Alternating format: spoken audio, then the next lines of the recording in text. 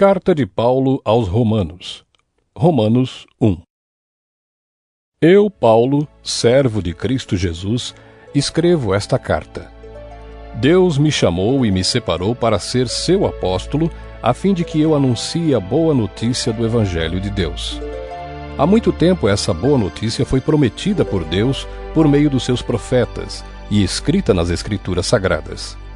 Ela fala a respeito do Filho de Deus, o nosso Senhor Jesus Cristo, o qual, como ser humano, foi descendente do rei Davi, e quanto à sua santidade divina, a sua ressurreição provou com grande poder que ele é o Filho de Deus.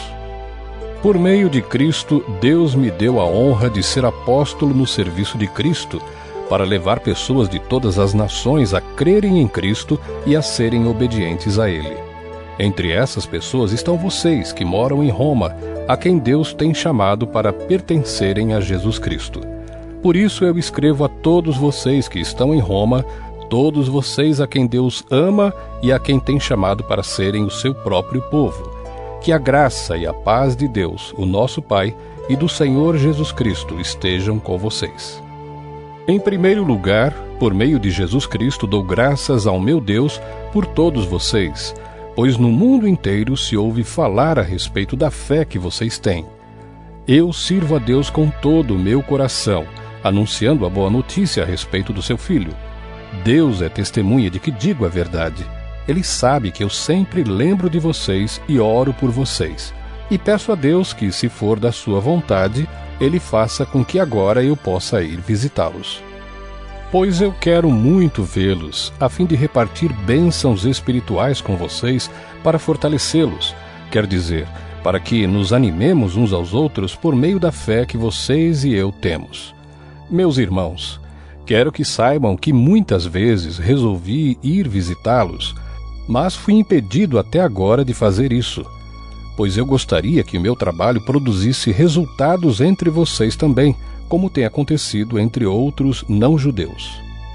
Pois é meu dever pregar a todos, tanto aos civilizados como aos não civilizados, tanto aos instruídos como aos sem instrução.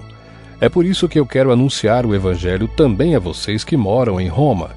Eu não me envergonho do Evangelho, pois ele é o poder de Deus para salvar todos os que creem, primeiro os judeus e também os não-judeus. Pois o Evangelho mostra como é que Deus nos aceita. É por meio da fé, do começo ao fim. Como dizem as Escrituras Sagradas, viverá aquele que, por meio da fé, é aceito por Deus. Do céu, Deus revela a sua ira contra todos os pecados e todas as maldades das pessoas, que, por meio das suas más ações, não deixam que os outros conheçam a verdade a respeito de Deus. Deus castiga essas pessoas porque o que se pode conhecer a respeito de Deus está bem claro para elas, pois foi o próprio Deus que lhes mostrou isso. Desde que Deus criou o mundo, as suas qualidades invisíveis, isto é, o seu poder eterno e a sua natureza divina, têm sido vistas claramente. Os seres humanos podem ver tudo isso nas coisas que Deus tem feito e, portanto, eles não têm desculpa nenhuma. Eles sabem quem Deus é, mas não lhe dão a glória que ele merece e não lhe são agradecidos. Pelo contrário, os seus pensamentos se tornaram tolos e a sua mente vazia está coberta de escuridão. Eles dizem que são sábios, mas são tolos. Em vez de adorarem ao Deus imortal, adoram ídolos que se parecem com seres humanos, ou com pássaros, ou com animais de 4 patas, ou com animais que se arrastam pelo chão. Por isso, Deus entregou os seres humanos aos desejos do coração deles, para fazerem coisas sujas e para terem relações vergonhosas uns com os outros. Eles trocam a verdade sobre Deus pela mentira, e adoram e servem as coisas que Deus criou, em vez de adorarem e servirem o próprio Criador, que deve ser louvado para sempre. Amém. Por causa das coisas que essas pessoas fazem, Deus as entregou a paixões vergonhosas, pois até as mulheres trocam as relações naturais pelas que são contra a natureza, e também os homens deixam as relações naturais com as mulheres e se queimam de paixão uns pelos outros. Homens têm relações vergonhosas uns com os outros e por isso recebem em si mesmos o castigo que merecem por causa dos seus erros. E como não querem saber do verdadeiro conhecimento a respeito de Deus, Ele entregou os seres humanos aos seus maus pensamentos, de modo que eles fazem o que não devem.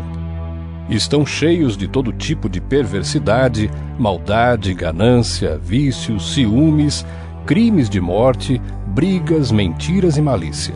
Caluniam e falam mal uns dos outros. Têm ódio de Deus e são atrevidos, orgulhosos e vaidosos. Inventam maneiras de fazer o mal, desobedecem aos pais, são imorais, não cumprem a palavra, não têm amor por ninguém e não têm pena dos outros. Eles sabem que o mandamento de Deus diz que aqueles que fazem essas coisas merecem a morte. Mas mesmo assim continuam a fazê-las, e pior ainda, aprovam os que fazem as mesmas coisas que eles fazem. Romanos 2. Meu amigo, não importa quem você seja, você não tem desculpa quando julga os outros. Pois quando você os julga, mas faz as mesmas coisas que eles fazem, você está condenando a você mesmo. Nós sabemos que Deus é justo quando condena os que fazem essas coisas, mas você, que faz as mesmas coisas que condena nos outros, será que você pensa que escapará do julgamento de Deus? Ou será que você despreza a grande bondade, a tolerância e a paciência de Deus? Você sabe muito bem que Ele é bom e que quer fazer com que você mude de vida. Mas o seu coração é duro e teimoso. Por isso você está aumentando ainda mais o castigo que vai sofrer no dia em que forem revelados a ira e os julgamentos justos de Deus, pois Ele recompensará cada um de acordo com o que fez. Deus dará a vida eterna às pessoas que perseveram em fazer o bem e buscam a glória, a honra e a vida imortal. Mas fará cair a sua ira e o seu castigo sobre os egoístas e sobre os que rejeitam o que é justo a fim de seguir o que é mau. Haverá sofrimentos e aflições para todos os que fazem o mal, primeiro para os judeus e também para os não-judeus. Mas Deus dará glória, honra e paz a todos os que fazem o bem, primeiro aos judeus e também aos não-judeus, pois Ele trata a todos com igualdade. Todos aqueles que pecam sem conhecer a lei de Deus se perderão sem essa lei, mas todos aqueles que pecam conhecendo a lei serão julgados por ela. Porque as pessoas que Deus aceita não são aquelas que somente ouvem a lei, mas aquelas que fazem o que a lei manda. Os não-judeus não têm a lei, mas quando fazem pela sua própria vontade o que a lei manda, eles são a sua própria lei, embora não tenham a lei. Eles mostram, pela sua maneira de agir, que têm a lei escrita no seu coração. A própria consciência deles mostra que isso é verdade, e os seus pensamentos, que às vezes os acusam e às vezes os defendem, também mostram isso. E de acordo com o evangelho que eu anuncio, assim será naquele dia em que Deus, por meio de Cristo Jesus, julgará os pensamentos secretos de todas as pessoas. O que dizer de você? Você diz que é judeu, confia na lei e se orgulha do Deus que você adora. Você sabe o que Deus quer que você faça e aprende na lei a escolher o que é certo. Você tem a certeza de que é guia dos cegos, luz para os que estão na escuridão, orientador dos que não têm instrução e professor dos jovens. Você está certo de que encontra na lei a apresentação completa do conhecimento e da verdade. Você que ensina aos outros, por que é que não ensina a você mesmo? Se afirma que não se deve roubar, por que é que você mesmo rouba? Se você diz que não se deve cometer adultério, por que é que você mesmo comete adultério? Você odeia os ídolos, mas rouba as coisas dos templos. Você se orgulha de ter a lei de Deus, mas você é uma vergonha para Deus porque desobedece à sua lei, pois as Escrituras Sagradas dizem: Os não-judeus falam mal de Deus por causa de vocês, os judeus. A circuncisão tem valor se você, que é judeu, obedecer à lei. Porém, se não obedecer, é como se você não tivesse sido circuncidado.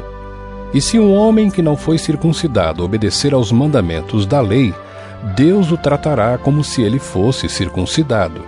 Assim vocês, judeus, serão condenados pelos não-judeus, pois vocês desobedecem à lei, apesar de terem essa lei escrita e de serem circuncidados, enquanto que os não-judeus obedecem à lei, embora não sejam circuncidados. Portanto, eu pergunto: quem é judeu de fato e circuncidado de verdade? É claro que não é aquele que é judeu somente por fora e circuncidado só no corpo. Pelo contrário, o verdadeiro judeu é aquele que é judeu por dentro, aquele que tem o coração circuncidado. E isso é uma coisa que o Espírito de Deus faz e que a lei escrita não pode fazer. E o louvor que essa pessoa recebe não vem de seres humanos, mas vem de Deus. Romanos 3. Então, qual é a vantagem de ser judeu? Será que ser circuncidado tem algum valor? Tem sim, e de muitas maneiras. E a primeira vantagem é que Deus entregou a sua mensagem aos cuidados dos judeus. Mas, se alguns não foram fiéis, será que por isso Deus vai ser infiel? De modo nenhum. Que Deus continue a ser verdadeiro, mesmo que todas as pessoas sejam mentirosas. Como dizem as Escrituras Sagradas a respeito dele: que fique provado que tu tens razão quando falas, e que sejas vencedor quando fores julgado. Mas se as injustiças que cometemos servem para mostrar que Deus age com justiça, o que é que podemos dizer? Que Deus é injusto quando nos castiga? Eu falo aqui como as pessoas costumam falar. É claro que não. Se Deus não fosse justo, como poderia julgar o mundo? Mas digamos que a minha mentira faz com que a verdade de Deus fique mais clara, aumentando assim a glória dele. Nesse caso, por que é que devo ainda ser condenado como pecador? Então, por que não dizer: façamos o mal para que desse mal venha o bem? Na verdade, alguns têm me caluniado, dizendo que eu afirmo isso. Porém, eles serão condenados como merecem. Então, será que nós, os judeus, estamos em melhor situação do que os não-judeus? De modo nenhum. Já mostrei que todos, judeus e não-judeus, estão debaixo do poder do pecado. Como dizem as Escrituras Sagradas: não há uma só pessoa que faça o que é certo. Não há ninguém que tenha juízo. Não há ninguém que adore a Deus. Todos se desviaram do caminho certo. Todos se perderam. Não há mais ninguém que faça o bem. Não há ninguém mesmo. Todos mentem e enganam sem parar. Da língua deles saem mentiras perversas, e dos seus lábios saem palavras de morte, como se fossem veneno de cobra. A boca deles está cheia de terríveis maldições. Eles se apressam para matar. Por onde passam, deixam a destruição e a desgraça. Não conhecem o caminho da paz e não aprenderam a temer a Deus. Nós sabemos que tudo o que a lei diz é dito para os que vivem debaixo da lei. Isso a fim de que todos parem de se justificar e a fim de que todas as pessoas do mundo fiquem debaixo do julgamento de Deus. Pois ninguém é aceito por Deus por fazer o que a lei manda, porque a lei faz com que as pessoas saibam que são pecadoras. Mas agora Deus já mostrou que o meio pelo qual ele aceita as pessoas não tem nada a ver com lei. A lei de Moisés e os profetas dão testemunho do seguinte: Deus aceita as pessoas por meio da fé que elas têm em Jesus Cristo. É assim que ele trata todos os que creem, pois não existe nenhuma diferença entre as pessoas. Todos pecaram e estão afastados da presença gloriosa de Deus. Mas, pela sua graça e sem exigir nada, Deus aceita todos por meio de Cristo Jesus, que os salva. Deus ofereceu Cristo como sacrifício para que, pela sua morte na cruz, Cristo se tornasse o meio de as pessoas receberem o perdão dos seus pecados pela fé nele. Deus quis mostrar com isso que ele é justo. No passado ele foi paciente e não castigou as pessoas por causa dos seus pecados. Mas agora, pelo sacrifício de Cristo, Deus mostra que é justo. Assim, ele é justo e aceita os que creem em Jesus. Será que temos motivo para ficarmos orgulhosos? De modo nenhum. E por que não? Será que é porque obedecemos à lei? Não, não é. É porque cremos em Cristo. Assim, percebemos que a pessoa é aceita por Deus pela fé e não por fazer o que a lei manda. Ou será que Deus é somente Deus dos judeus? Será que não é também Deus dos não-judeus? Claro que é. Deus é um só e aceitará os judeus na base da sua fé e também aceitará os não-judeus por meio da fé que eles têm. Será que isso quer dizer que, por causa da fé, nós tratamos a lei como se ela não valesse nada? Não, de modo nenhum.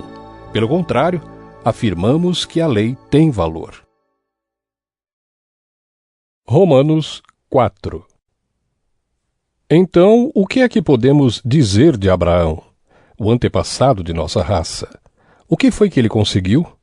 Se foi por causa das coisas que ele fez que Deus o aceitou, então ele teria motivo para se orgulhar, mas não para se orgulhar diante de Deus. Pois o que é que as Escrituras Sagradas dizem? Elas dizem: Abraão creu em Deus, e por isso Deus o aceitou. O salário que o trabalhador recebe não é um presente, mas é o pagamento a que ele tem direito por causa do trabalho que fez. Porém, a pessoa que não põe a sua esperança nas coisas que faz, mas simplesmente crê em Deus, é a fé dessa pessoa que faz com que ela seja aceita por Deus, o Deus que trata o culpado como se ele fosse inocente. E isso foi o que Davi queria dizer quando falou da felicidade daqueles que Deus aceita, sem levar em conta o que eles fazem. Davi disse: Feliz aquele cujas maldades Deus perdoa e cujos pecados ele apaga. Feliz aquele que o Senhor não acusa de cometer pecado. Será que essa felicidade de que Davi falou existe somente para os que são circuncidados? É claro que não. Ela existe também para os que não são circuncidados. Pois já citamos as Escrituras Sagradas que dizem: Abraão creu em Deus e por isso Deus o aceitou. Quando foi que isso aconteceu? Foi antes ou depois de Abraão ser circuncidado? Foi antes e não depois. Ele foi circuncidado mais tarde, e a sua circuncisão foi um sinal para provar que Deus aceitou Abraão porque ele tinha fé. E isso aconteceu quando ele ainda não havia sido circuncidado. Assim, Abraão é o pai espiritual de todos os que creem em Deus e são aceitos por ele, mesmo que não sejam circuncidados. Ele é também o pai dos que são circuncidados, não apenas porque são circuncidados, mas porque vivem a mesma vida de fé que Abraão, o nosso pai, viveu antes de ter sido circuncidado. Deus prometeu a Abraão e aos seus descendentes que o mundo ia pertencer a eles. Essa promessa foi feita não porque Abraão tinha obedecido à lei, mas porque ele havia crido em Deus e havia sido aceito por ele. Pois se aqueles que obedecem à lei vão receber o que Deus prometeu, então a fé é inútil e a promessa de Deus não tem valor. Pois a lei traz o castigo de Deus, mas onde não existe lei, também não existe desobediência à lei. Portanto, a promessa de Deus depende da fé, a fim de que a promessa seja garantida como presente de Deus a todos os descendentes de Abraão. Ela não é somente para os que obedecem à lei, mas também para os que creem em Deus como Abraão creu, pois ele é o pai espiritual de todos nós, como dizem as Escrituras Sagradas: Eu fiz de você o pai de muitas nações. Assim, a promessa depende de Deus, em quem Abraão creu, o Deus que ressuscita os mortos e faz com que exista o que não existia. Abraão teve fé e esperança, mesmo quando não havia motivo para ter esperança, e por isso ele se tornou o pai de muitas nações, como dizem as Escrituras. Os seus descendentes serão muitos. Abraão tinha quase 100 anos, mas mesmo quando ele pensou a respeito do seu corpo, que já estava como morto, ou quando lembrou que Sara não podia ter filhos, a sua fé não enfraqueceu. Abraão não perdeu a fé, nem duvidou da promessa de Deus.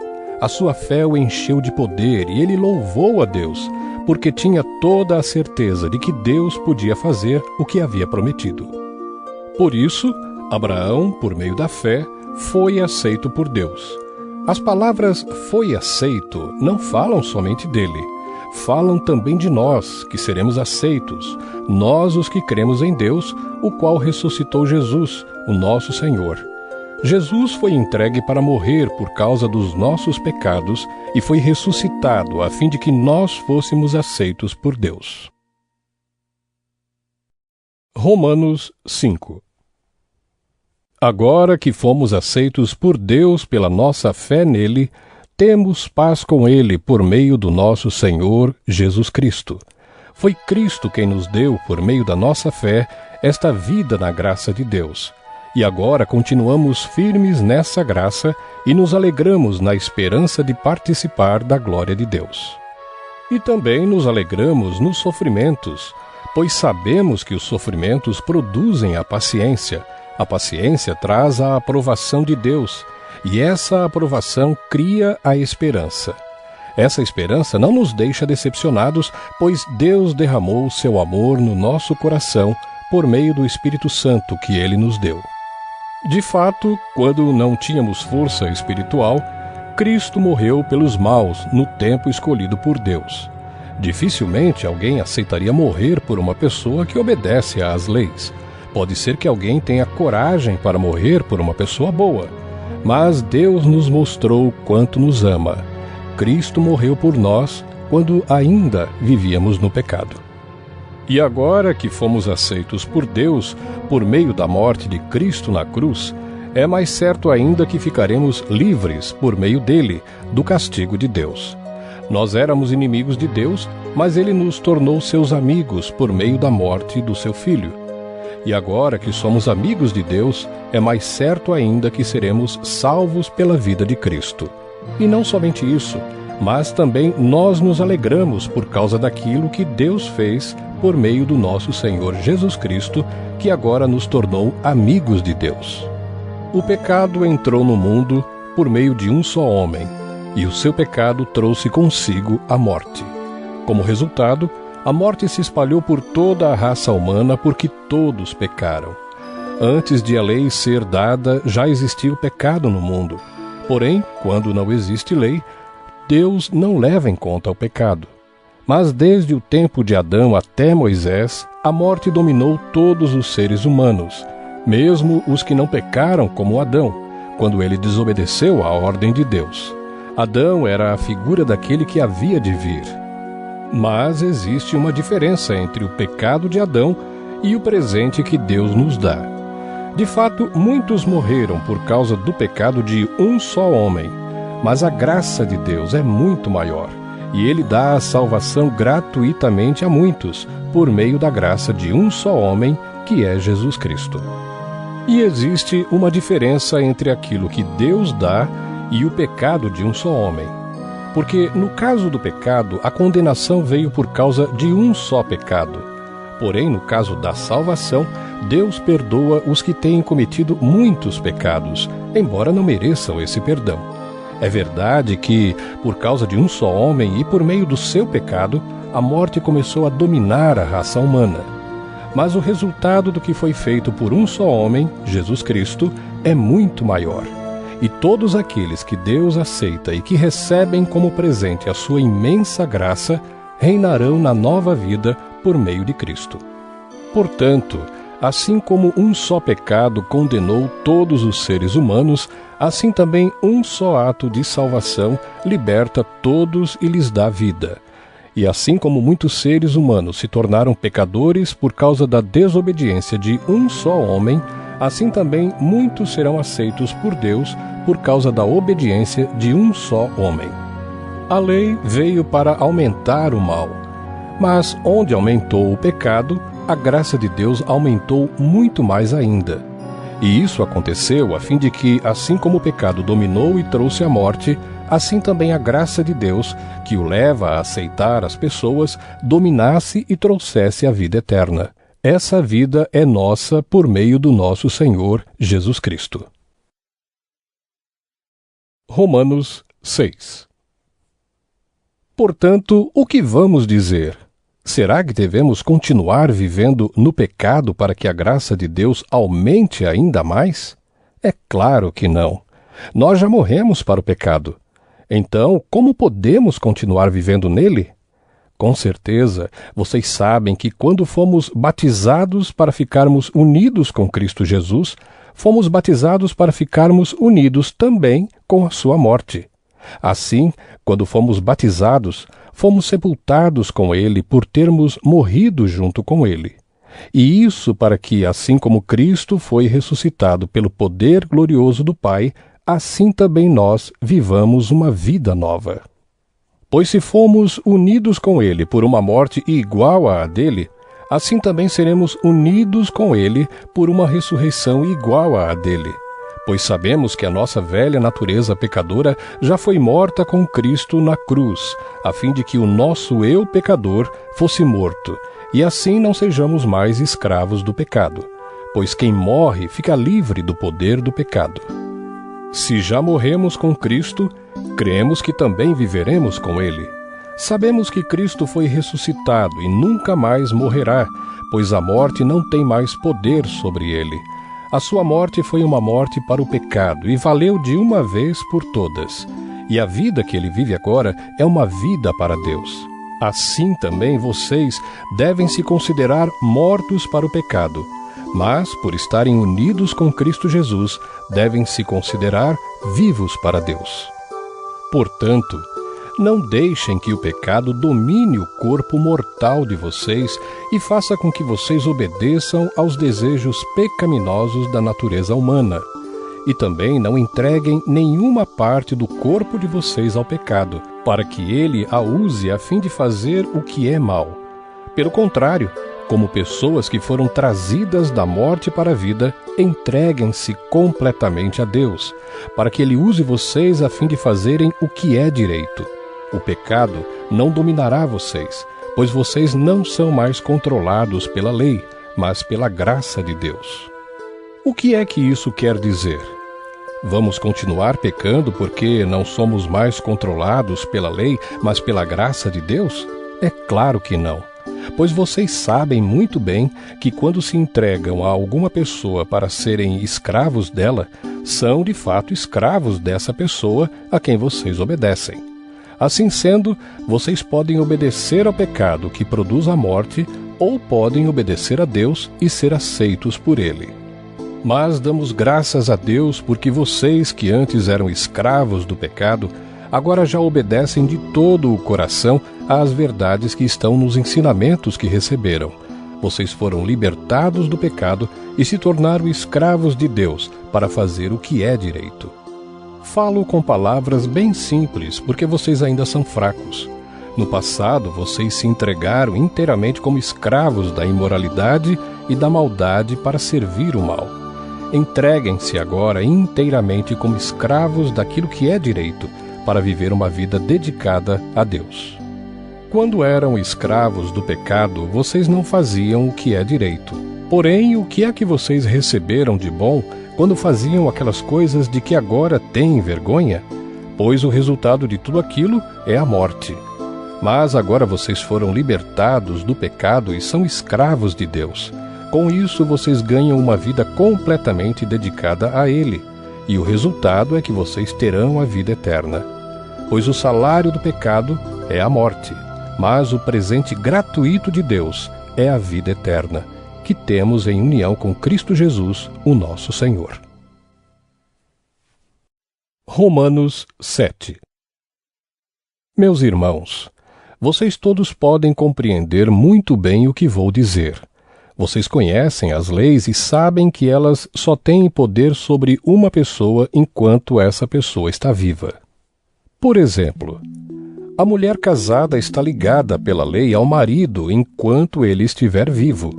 Mas se ele morrer, ela estará livre da lei que a liga ao marido.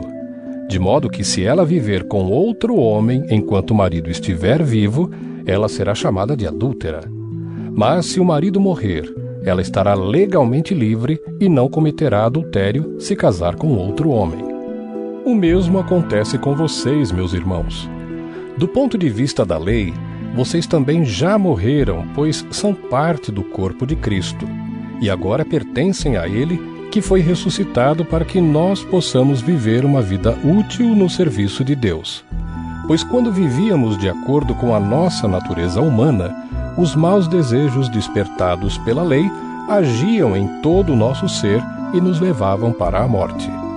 Porém, agora, estamos livres da lei, porque já morremos para aquilo que nos mantinha prisioneiros.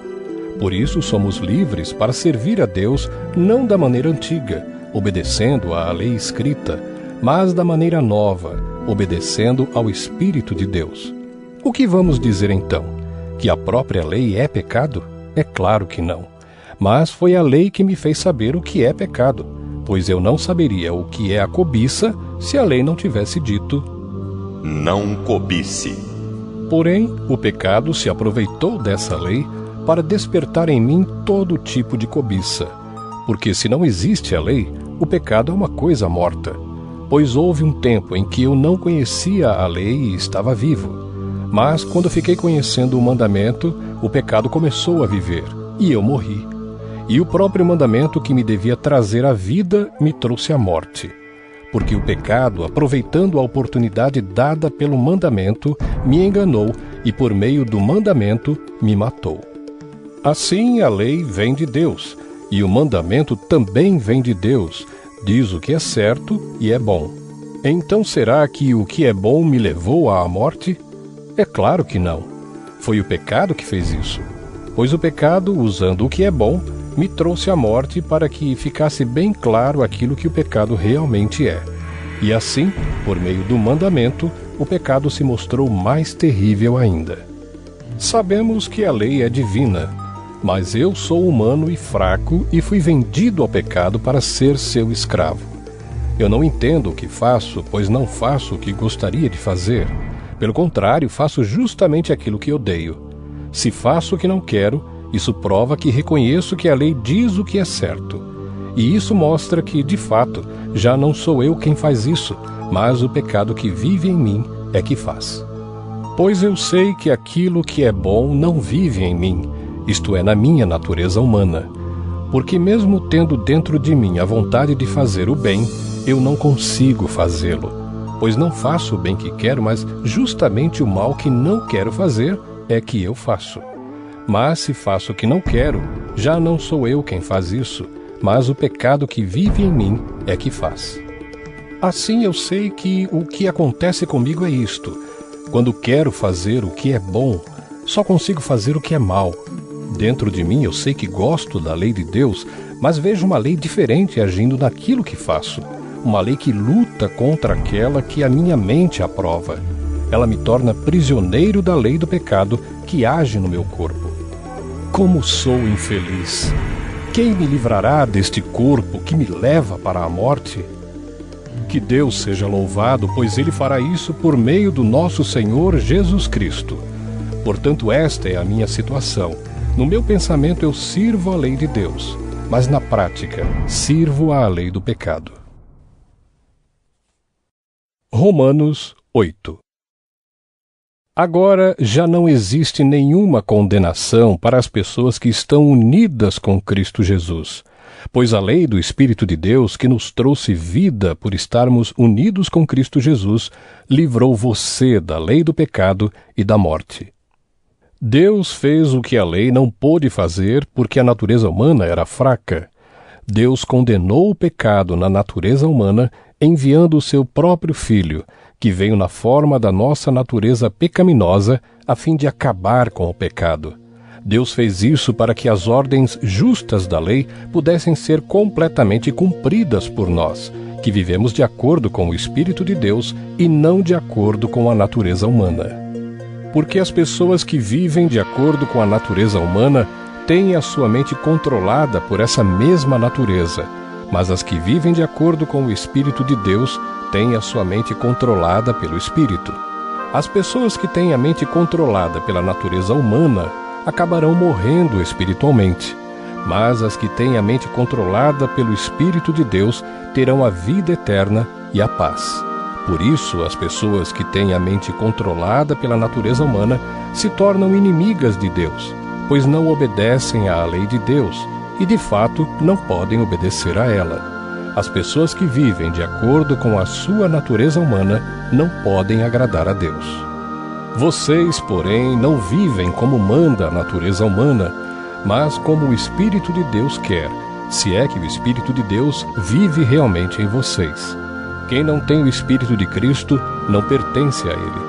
Mas se Cristo vive em vocês, então, embora o corpo de vocês vá morrer por causa do pecado, o Espírito de Deus é vida para vocês, porque vocês foram aceitos por Deus.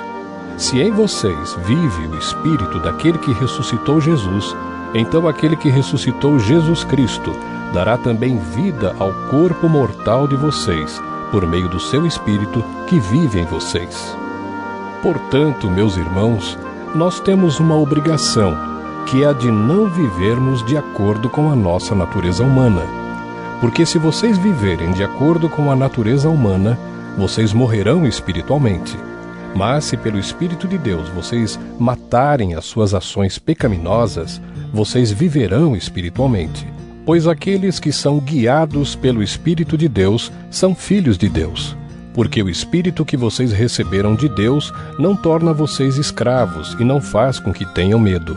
Pelo contrário, o Espírito torna vocês filhos de Deus. E pelo poder do Espírito, dizemos com fervor a Deus, Pai, meu Pai.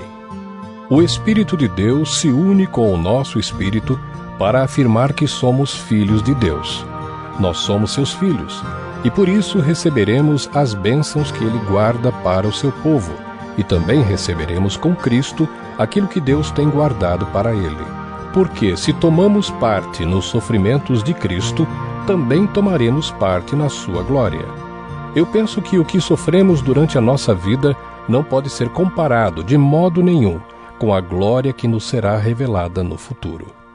O universo todo espera com muita impaciência o momento em que Deus vai revelar o que os seus filhos realmente são. Pois o universo se tornou inútil, não pela sua própria vontade, mas porque Deus quis que fosse assim. Porém existe esta esperança. Um dia, o próprio universo ficará livre do poder destruidor que o mantém escravo, e tomará parte na gloriosa liberdade dos filhos de Deus. Pois sabemos que até agora o universo todo geme e sofre como uma mulher que está em trabalho de parto. E não somente o universo, mas nós que temos o Espírito Santo como o primeiro presente que recebemos de Deus, nós também gememos dentro de nós mesmos, enquanto esperamos que Deus faça com que sejamos seus filhos e nos liberte completamente. Pois foi por meio da esperança que fomos salvos. Mas se já estamos vendo aquilo que esperamos, então isso não é mais uma esperança. Pois quem é que fica esperando por alguma coisa que está vendo? Porém, se estamos esperando alguma coisa que ainda não podemos ver, então esperamos com paciência. Assim também o Espírito de Deus vem nos ajudar na nossa fraqueza, pois não sabemos como devemos orar, mas o Espírito de Deus, com gemidos que não podem ser explicados por palavras, pede a Deus em nosso favor. E Deus, que vê o que está dentro do coração, sabe qual é o pensamento do Espírito, porque o Espírito pede em favor do povo de Deus e pede de acordo com a vontade de Deus. Pois sabemos que todas as coisas trabalham juntas para o bem daqueles que amam a Deus, daqueles a quem Ele chamou de acordo com o seu plano. Porque aqueles que já tinham sido escolhidos por Deus, Ele também separou a fim de se tornarem parecidos com o seu Filho. Ele fez isso para que o Filho fosse o primeiro entre muitos irmãos. Assim Deus chamou os que havia separado. Não somente os chamou, mas também os aceitou. E não somente os aceitou, mas também repartiu a sua glória com eles. Diante de tudo isso, o que mais podemos dizer? Se Deus está do nosso lado, quem poderá nos vencer? Ninguém, porque ele nem mesmo deixou de entregar o próprio Filho, mas o ofereceu por todos nós. Se ele nos deu o seu Filho, será que não nos dará também todas as coisas? Quem acusará aqueles que Deus escolheu? Ninguém, porque o próprio Deus declara que eles não são culpados. Será que alguém poderá condená-los? Ninguém, pois foi Cristo Jesus quem morreu, ou melhor, quem foi ressuscitado e está à direita de Deus, e ele pede a Deus em favor de nós. Então, quem pode nos separar do amor de Cristo? Serão os sofrimentos, as dificuldades, a perseguição, a fome, a pobreza, o perigo ou a morte? Como dizem as Escrituras Sagradas, por causa de ti, estamos em perigo de morte o dia inteiro. Somos tratados como ovelhas que vão para o matadouro. Em todas essas situações, temos a vitória completa por meio daquele que nos amou, pois eu tenho a certeza de que nada pode nos separar do amor de Deus. Nem a morte, nem a vida, nem os anjos, nem outras autoridades ou poderes celestiais, nem o presente nem o futuro, nem o mundo lá de cima, nem o mundo lá de baixo. Em todo o universo não há nada que possa nos separar do amor de Deus, que é nosso por meio de Cristo Jesus, o nosso Senhor. Romanos 9. O que eu digo é verdade. Sou de Cristo e não minto, pois a minha consciência, que é controlada pelo Espírito Santo, também me afirma que não estou mentindo. Sinto uma grande tristeza e uma dor sem fim no coração por causa do meu povo, que é minha raça e meu sangue. Para o bem desse povo, eu mesmo poderia desejar receber a maldição de Deus e ficar separado de Cristo. Eles são o povo escolhido por Deus. Ele os tornou seus filhos e repartiu a sua glória com eles. Deus fez suas alianças com eles e lhes deu a lei, a verdadeira maneira de adorar e as promessas. Eles são descendentes dos patriarcas, e como ser humano, Cristo pertence à raça deles. Que Cristo, que é o Deus que governa todos, seja louvado para sempre. Amém. Eu não estou dizendo que a promessa de Deus tenha falhado. De fato, nem todos os israelitas fazem parte do povo de Deus. Nem todos os descendentes de Abraão são filhos de Deus, pois Deus disse a Abraão: por meio de Isaque é que você terá os descendentes que eu lhe prometi. Isso quer dizer que os que são considerados como os verdadeiros descendentes de Abraão são aqueles que nasceram como resultado da promessa de Deus, e não os que nasceram de modo natural. Pois, quando fez a promessa, Deus disse a Abraão o seguinte: no tempo certo, eu voltarei, e Sara, sua mulher, terá um filho. E mais ainda, os dois filhos de Rebeca tinham o mesmo pai, o nosso antepassado Isaque. Mas, para que a escolha de um deles fosse completamente de acordo com o plano de Deus, o próprio Deus disse a Rebeca: o mais velho será dominado pelo mais moço. Disse isso antes de eles nascerem e antes de fazerem qualquer coisa, boa ou má. Assim ficou confirmado que é de acordo com o seu plano que Deus escolhe aqueles que ele quer chamar, sem levar em conta o que eles tenham feito. Como dizem as Escrituras Sagradas: eu escolhi Jacó, mas rejeitei Esaú. O que vamos dizer então? Que Deus é injusto? De modo nenhum, pois ele disse a Moisés: terei misericórdia de quem eu quiser, terei pena de quem eu desejar. Portanto, tudo isso depende não do que as pessoas querem ou fazem, mas somente da misericórdia de Deus. Porque, como está escrito nas Escrituras Sagradas, Deus disse a Faraó: foi para isto mesmo que eu pus você como rei, para mostrar o meu poder e fazer com que o meu nome seja conhecido no mundo inteiro. Portanto, Deus tem misericórdia de quem Ele quer e endurece o coração de quem Ele quer.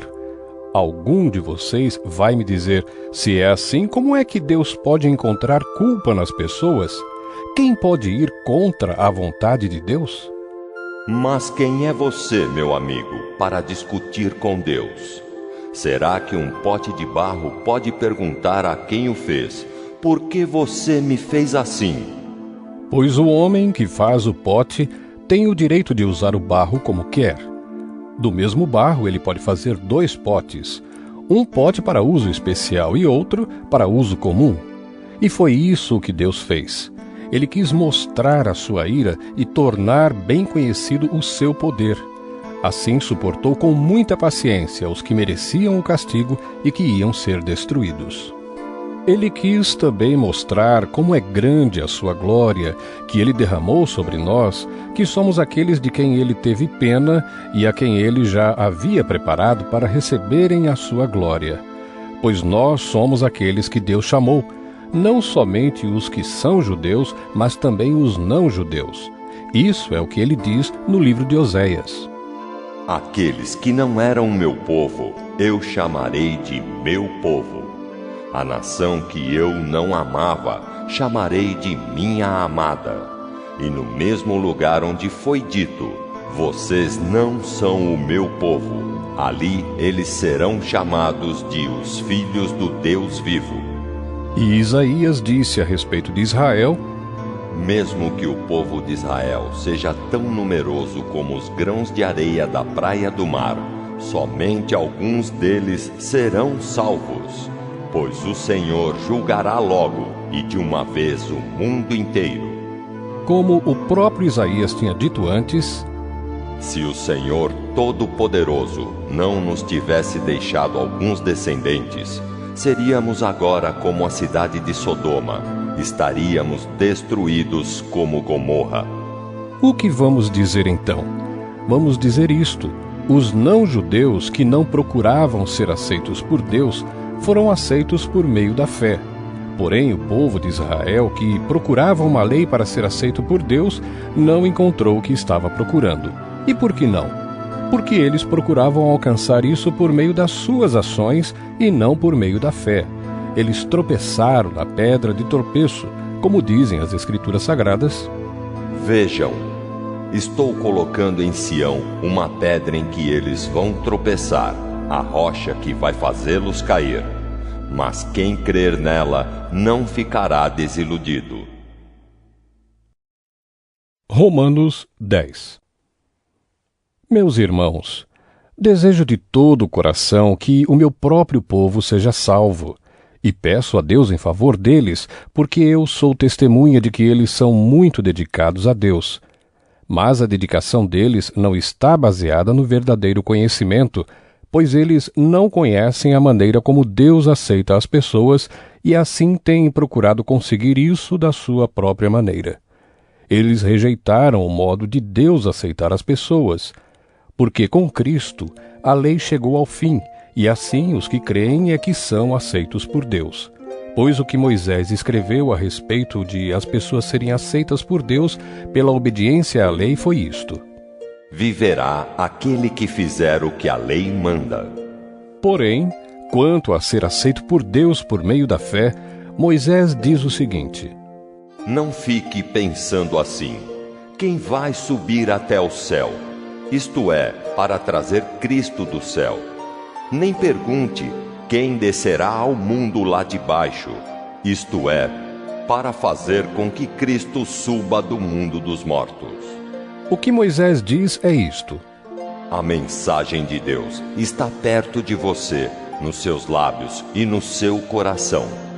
Isto é, a mensagem de fé que anunciamos. Se você disser com a sua boca, Jesus é Senhor, e no seu coração crer que Deus ressuscitou Jesus, você será salvo, porque nós cremos com o coração e somos aceitos por Deus. Falamos com a boca e assim somos salvos, porque as Escrituras Sagradas dizem: quem crer nele não ficará desiludido. Isso vale para todos, pois não existe nenhuma diferença entre judeus e não-judeus. Deus é o mesmo Senhor de todos e abençoa generosamente todos os que pedem a sua ajuda, como dizem as Escrituras Sagradas: todos os que pedirem a ajuda do Senhor serão salvos. Mas como é que as pessoas irão pedir se não crerem nele? E como poderão crer se não ouvirem a mensagem? E como poderão ouvir se a mensagem não for anunciada? E como é que a mensagem será anunciada se não forem enviados mensageiros? As Escrituras Sagradas dizem: Como é bonito ver os mensageiros trazendo boas notícias. Mas nem todos aceitam a boa notícia do Evangelho. Foi Isaías quem disse: Senhor, quem creu na nossa mensagem? Portanto, a fé vem por ouvir a mensagem, e a mensagem vem por meio da pregação a respeito de Cristo. Mas eu pergunto, será que eles não ouviram a mensagem? É claro que ouviram. Como dizem as Escrituras: A voz deles se espalhou pelo mundo inteiro.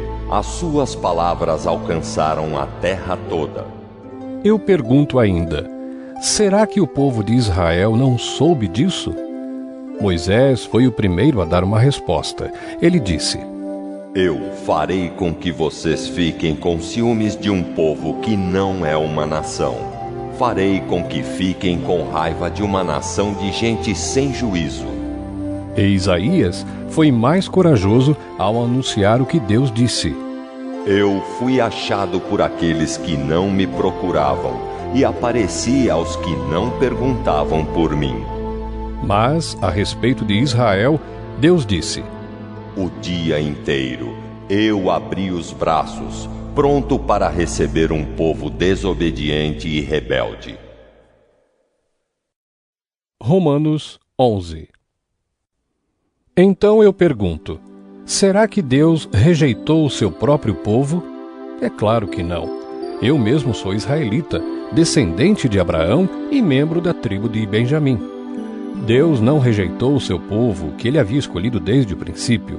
Vocês sabem muito bem o que as Escrituras Sagradas dizem naquele trecho em que Elias acusa o povo de Israel diante de Deus. Elias diz assim: Senhor, eles mataram os teus profetas e destruíram os teus altares. Eu sou o único que sobrou e eles estão querendo me matar. O que foi que Deus disse a ele?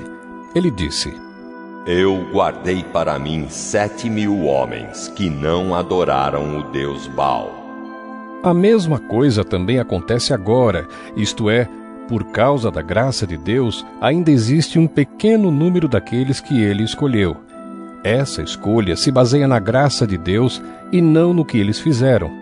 Porque se a escolha de Deus se baseasse no que as pessoas fazem, então a sua graça não seria a verdadeira graça. E isso quer dizer que não foi o povo de Israel que encontrou o que estava procurando. Quem encontrou foi apenas um pequeno grupo que Deus escolheu.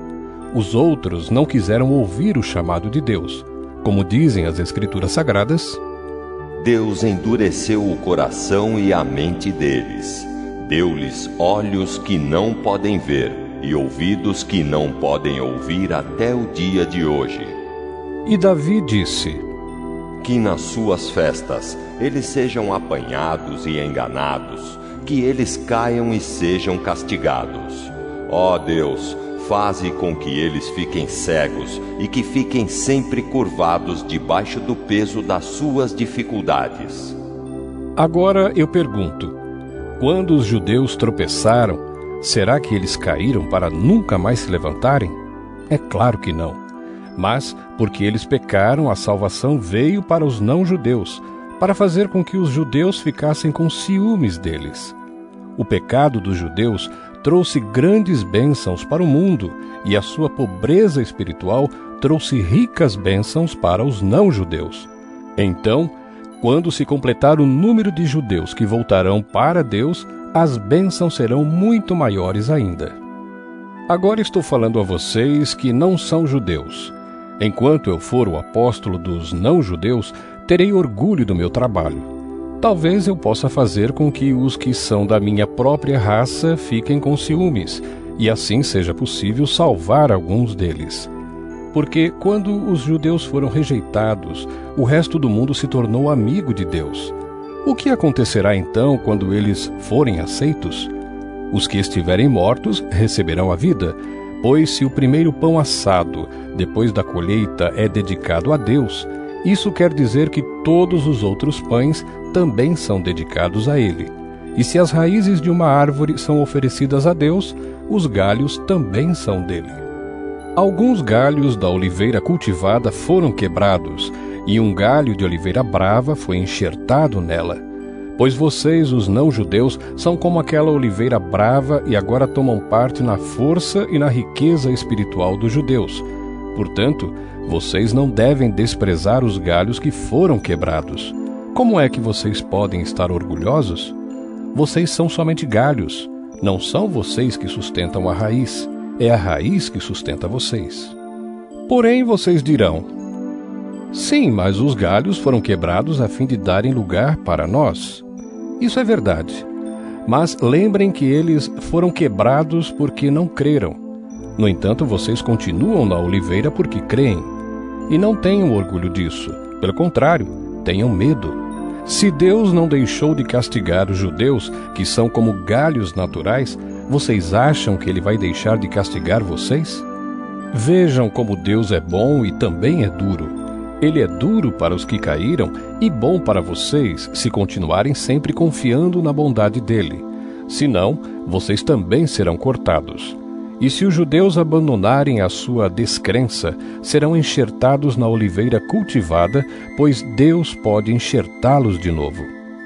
Vocês, os não-judeus, são como aquele galho de oliveira brava que foi cortado e enxertado contra a natureza na oliveira cultivada. Os judeus são como essa oliveira cultivada. Portanto, para Deus será muito mais fácil enxertar de novo na própria árvore deles esses galhos quebrados.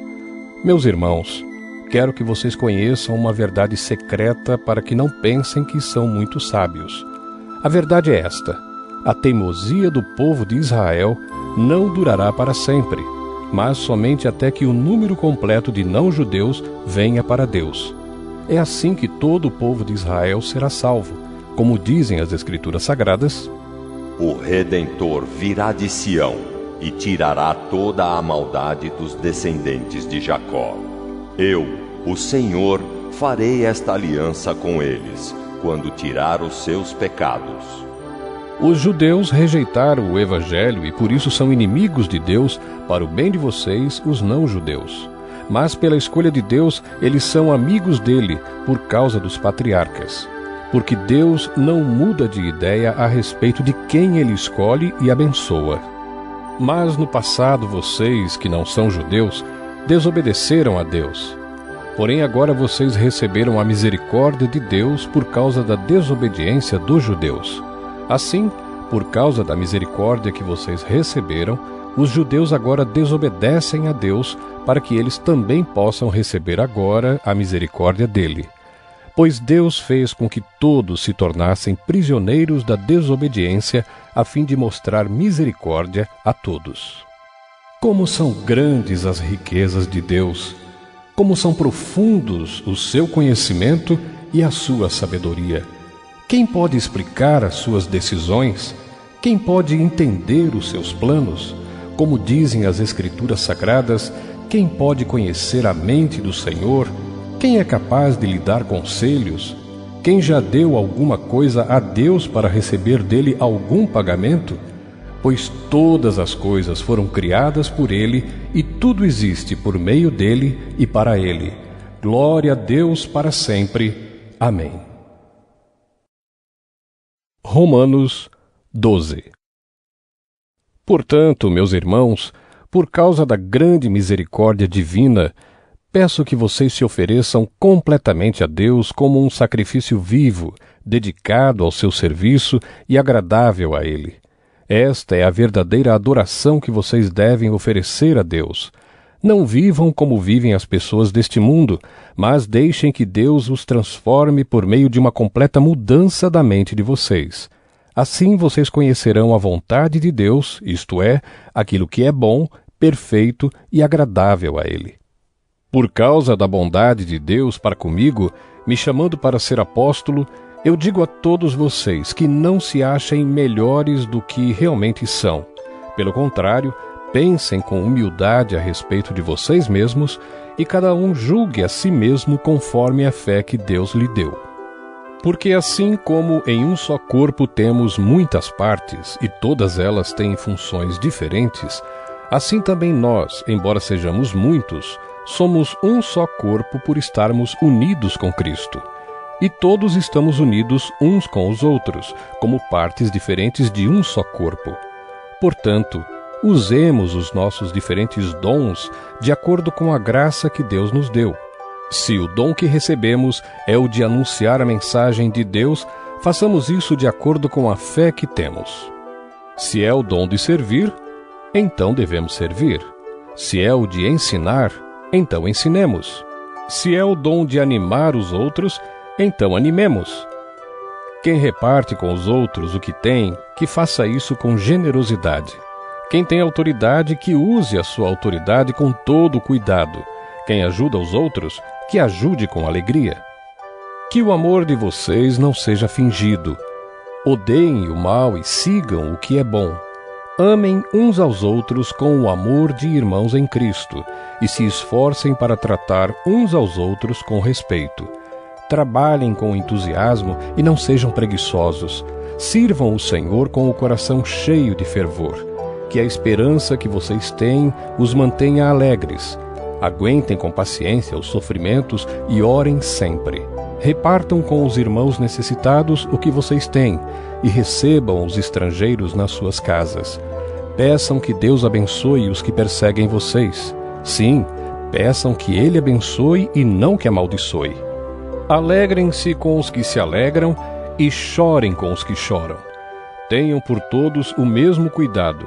Não sejam orgulhosos, mas aceitem serviços humildes. Que nenhum de vocês fique pensando que é sábio. Não paguem a ninguém o mal com o mal. Procurem agir de tal maneira que vocês recebam a aprovação dos outros. No que depender de vocês, façam todo o possível para viver em paz com todas as pessoas. Meus queridos irmãos, nunca se vinguem de ninguém. Pelo contrário, deixem que seja Deus quem dê o castigo, pois as Escrituras Sagradas dizem: Eu me vingarei, eu acertarei contas com eles, diz o Senhor. Mas façam como dizem as Escrituras. Se o seu inimigo estiver com fome, dê comida a ele. Se estiver com sede, dê água, porque assim você o fará queimar de remorso e vergonha. Não deixem que o mal vença vocês, mas vençam o mal com o bem. Romanos 13. Obedeçam às autoridades todos vocês, pois nenhuma autoridade existe sem a permissão de Deus, e as que existem foram colocadas nos seus lugares por Ele. Assim, quem se revolta contra as autoridades está se revoltando contra o que Deus ordenou, e os que agem desse modo serão condenados. Somente os que fazem o mal devem ter medo dos governantes, e não os que fazem o bem. Se você não quiser ter medo das autoridades, então faça o que é bom e elas o elogiarão. Porque as autoridades estão a serviço de Deus para o bem de você. Mas se você faz o mal, então tenha medo, pois as autoridades de fato têm poder para castigar. Elas estão a serviço de Deus e trazem o castigo dele sobre os que fazem o mal. É por isso que você deve obedecer às autoridades, não somente por causa do castigo de Deus, mas também porque a sua consciência manda que você faça isso. É por isso também que vocês pagam impostos, pois quando as autoridades cumprem os seus deveres, elas estão a serviço de Deus. Portanto, paguem ao governo o que é devido.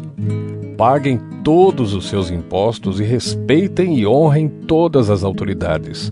Não fiquem devendo nada a ninguém. A única dívida que vocês devem ter é a de amar uns aos outros.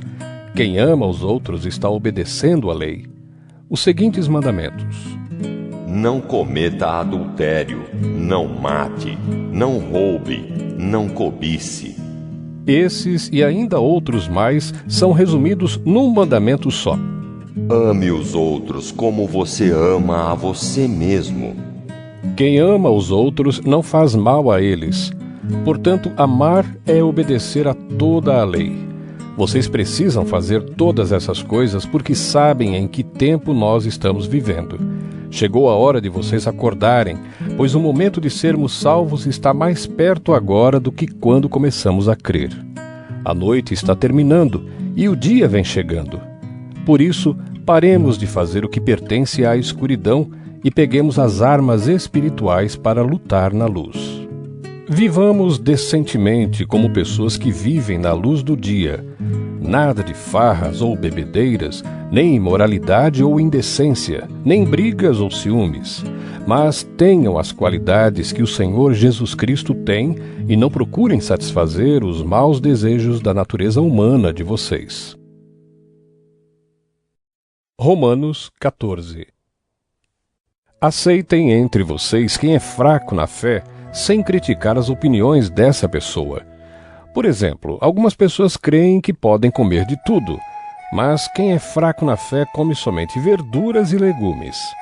Quem come de tudo não deve desprezar quem não faz isso, e quem só come verduras e legumes não deve condenar quem come de tudo, pois Deus o aceitou. Quem é você para julgar o escravo de alguém? Se ele vencer ou fracassar, isso é da conta do dono dele. E ele vai vencer porque o Senhor pode fazê-lo vencer. Algumas pessoas pensam que certos dias são mais importantes do que outros, enquanto que outras pessoas pensam que todos os dias são iguais. Cada um deve estar bem firme nas suas opiniões. Quem dá mais valor a certo dia faz isso para honrar o Senhor. E também quem come de tudo faz isso para honrar o Senhor, pois agradece a Deus o alimento. E quem evita comer certas coisas faz isso para honrar o Senhor e dá graças a Deus. Porque nenhum de nós vive para si mesmo e nenhum de nós morre para si mesmo. Se vivemos, é para o Senhor que vivemos, e se morremos, também é para o Senhor que morremos. Assim, tanto se vivemos como se morremos, somos do Senhor. Pois Cristo morreu e viveu de novo para ser o Senhor tanto dos mortos como dos vivos. Portanto, por que é que você, que só come verduras e legumes, condena o seu irmão? E você, que come de tudo, por que despreza o seu irmão? Pois todos nós estaremos diante de Deus para sermos julgados por ele. É isto que as Escrituras Sagradas dizem. Juro pela minha vida, diz o Senhor, que todos se ajoelharão diante de mim e todos afirmarão que eu sou Deus. Assim, cada um de nós prestará contas de si mesmo a Deus. Por isso, paremos de criticar uns aos outros. Pelo contrário, cada um de vocês resolva não fazer nada que leve o seu irmão a tropeçar ou cair em pecado. Por estar unido com o Senhor Jesus, eu estou convencido de que nada é impuro em si mesmo. Mas se alguém pensa que alguma coisa é impura, então ela fica impura para ele. Se você faz com que um irmão fique triste por causa do que você come, então você não está agindo com amor. Não deixe que a pessoa por quem Cristo morreu se perca por causa da comida que você come. Não deem motivo para os outros falarem mal daquilo que vocês acham bom, pois o reino de Deus não é uma questão de comida ou de bebida, mas de viver corretamente, em paz e com a alegria que o Espírito Santo dá. E quem serve a Cristo dessa maneira agrada a Deus e é aprovado por todos. Por isso, procuremos sempre as coisas que trazem a paz e que nos ajudam a fortalecer uns aos outros na fé. Por uma questão de comida, não destrua o que Deus fez. Todos os alimentos podem ser comidos, mas é errado comer alguma coisa quando isso faz com que outra pessoa caia em pecado. O que está certo é não comer carne, não beber vinho, nem fazer qualquer outra coisa que leve um irmão a cair em pecado. Mas guarde entre você mesmo e Deus o que você crê a respeito desse assunto. Feliz a pessoa que não é condenada pela consciência quando faz o que acha que deve fazer. Mas quem tem dúvidas a respeito do que come é condenado por Deus quando come, pois aquilo que ele faz não se baseia na fé, e o que não se baseia na fé é pecado. Romanos 15. Nós que somos fortes na fé, Devemos ajudar os fracos a carregarem as suas cargas, e não devemos agradar a nós mesmos.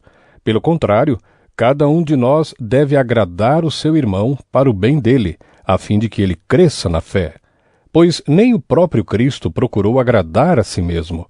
Pelo contrário, como dizem as Escrituras Sagradas, as ofensas daqueles que te insultaram cairão sobre mim. Porque tudo o que está nas Escrituras foi escrito para nos ensinar, a fim de que tenhamos esperança por meio da paciência e da coragem que as Escrituras nos dão. Que Deus, que é quem dá paciência e coragem, ajude vocês a viverem bem uns com os outros, seguindo o exemplo de Cristo Jesus. E isso para que vocês, todos juntos, como se fossem uma só pessoa, louvem ao Deus e Pai do nosso Senhor Jesus Cristo.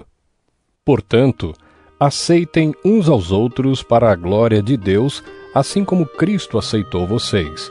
Pois eu lhes digo que Cristo se tornou servo dos judeus a fim de mostrar que Deus é fiel, para fazer com que se cumprissem as promessas feitas por Deus aos patriarcas, e para fazer com que os não-judeus louvassem a Deus pela sua bondade. Como dizem as Escrituras Sagradas, por isso eu te louvarei entre os que não são judeus, e cantarei louvores a ti.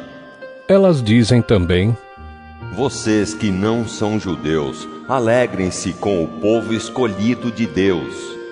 E dizem ainda, todos os que não são judeus, louvem o Senhor, que todos os povos o louvem. E também Isaías diz, virá um descendente do rei Davi, filho de Jessé. Ele aparecerá para governar os que não são judeus, e eles terão esperança nele. Que Deus, que nos dá essa esperança, encha vocês de alegria e de paz, por meio da fé que vocês têm nele, a fim de que a esperança de vocês aumente pelo poder do Espírito Santo. Meus irmãos, estou certo de que vocês estão cheios de bondade, sabem tudo o que é preciso saber e são capazes de dar conselhos uns aos outros. Porém, nesta carta, me atrevi a escrever com toda a franqueza para fazer com que vocês lembrem de coisas que já sabem. Eu escrevi assim por causa do privilégio que Deus me deu de ser servo de Cristo Jesus para trabalhar em favor dos que não são judeus. Eu sirvo como sacerdote ao anunciar o Evangelho que vem de Deus, e faço isso para que os não-judeus sejam uma oferta que Deus aceite, dedicada a Ele pelo Espírito Santo. Portanto, por estar unido com Cristo Jesus, posso me orgulhar do serviço que faço para Deus.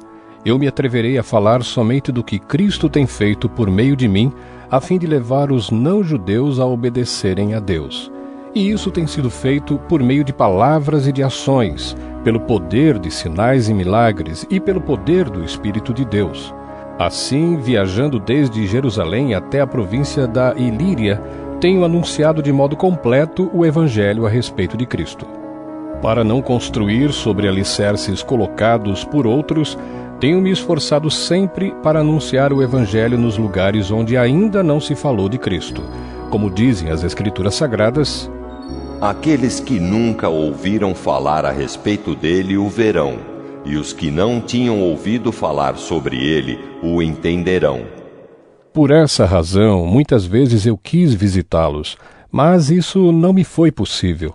Porém, já que terminei o meu trabalho nessas regiões e como há muitos anos tenho pensado em ver vocês, espero fazer isso agora. Gostaria de vê-los quando fizer a minha viagem para a Espanha. Gostaria também que vocês me ajudassem a ir até lá, depois de eu ter o prazer de estar com vocês por algum tempo. Mas agora vou a Jerusalém a serviço do povo de Deus que vive ali, pois as igrejas das províncias da Macedônia e da Acaia resolveram dar uma oferta para ajudar as pessoas do povo de Deus em Jerusalém que estão necessitadas. Os próprios cristãos da Macedônia e da Acaia resolveram fazer isso. Mas, de fato, eles têm a obrigação de ajudar aqueles necessitados. Os judeus repartiram seus bens espirituais com os que não são judeus, e por isso os não-judeus devem prestar com os seus bens materiais esse serviço cristão aos judeus.